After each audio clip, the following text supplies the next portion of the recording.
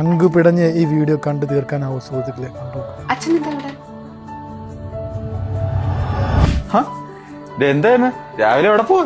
എടാ എന്റെ മോനും ഫാമിലിയും കൂടെ താമസം മാറ്റിണ്ടേ. കൊച്ചുമോളൊക്കെ കണ്ട് കുറച്ച് നാളായി. അവരൊക്കെ ഒന്ന് പോയി കണ്ടിട്ട് വരാം. അപ്പൊ കൊച്ചൊക്കെ കൊടുക്കാനല്ലേ ഈ പാവക്കുട്ടി? ആടാ അവൾക്കേ പാവക്കുട്ടി എന്ന് പറഞ്ഞാൽ ഭയങ്കര ഇഷ്ടമാണ്. അപ്പൊ നമുക്ക് ഇതൊക്കെയല്ലേ പറ്റത്തുള്ളൂ. അല്ലടാ നിങ്ങളിവിടെ വെറുതെ ഇരിക്കില്ലേ? നമുക്ക് ഒരുമിച്ച് പോവാം. ഫുഡ് ഇന്ന് അവിടെ നിന്നാക്കാം.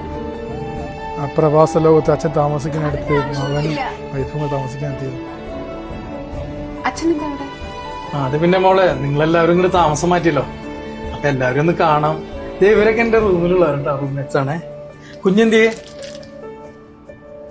അച്ഛന് പറഞ്ഞിട്ടൊക്കെ ഒന്ന് വന്നുകൂടായോ? ഇതുകൊണ്ടാണ് ഞാൻ 1000 തവണ പറഞ്ഞേക്കുന്നത് അബുദാബിന്ന് ഷാർജയ്ക്ക് റൂം മാറണ്ടെന്ന്. എനിക്ക് അപ്പോഴേ അറിയാം ഇതുപോലുള്ള കുറെ എണ്ണം വലിഞ്ഞു കയറി വരുമെന്ന്.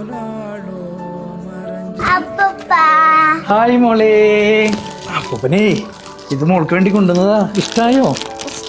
നിന്നോട് ഞാൻ പല തവണ പറഞ്ഞിട്ടുണ്ട് ഗിഫ്റ്റ് വാങ്ങിട്ട്. എല്ലാം കേട്ട് മണ്ണുണിനെ പോലെ അവൻ നിൽക്കുന്നു സ്വന്തം മകൻ.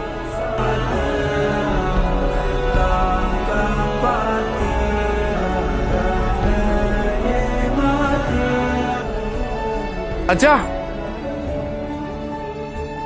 സോറി അച്ഛാ, അവളുടെ സ്വഭാവം അച്ഛനറിയാലോ. എത്ര ഉണ്ടെങ്കിൽ അല്ല. സാറില്ല, ഞാനല്ലേ പറയാണ്ട് കയറി വന്നത്. അതെന്റെ ഭാഗത്തിന്റെ തെറ്റ്. കുഴപ്പമില്ല. അല്ല അച്ഛനെന്താ പെട്ടെന്ന് വന്ന് പൈസ എന്തെങ്കിലും ആവശ്യമുണ്ടോ? ബ്രോ പൈസയുടെ ആവശ്യം പറഞ്ഞ് നിങ്ങളുടെ അടുത്ത് വല്ല കാര്യം ചേട്ടനില്ല. ചേട്ടൻ ഇവിടെ കിടന്നെങ്കിൽ പൈസയ്ക്കാ നിങ്ങൾക്ക് ഇന്നലെ എത്തിയത്. അത് സമയം കിട്ടുമ്പോൾ ബാധിക്കുന്നതൊക്കെ മനസ്സിലാക്കി ചേട്ടൻ വാ. പലരും അനുഭവിച്ച ജീവിത യാഥാർത്ഥ്യമാണ് ഈ ഒരു വീഡിയോ. വളർത്തി വലുതേക്ക് അച്ഛനോ നിങ്ങൾ പക്ഷെ ഞങ്ങൾ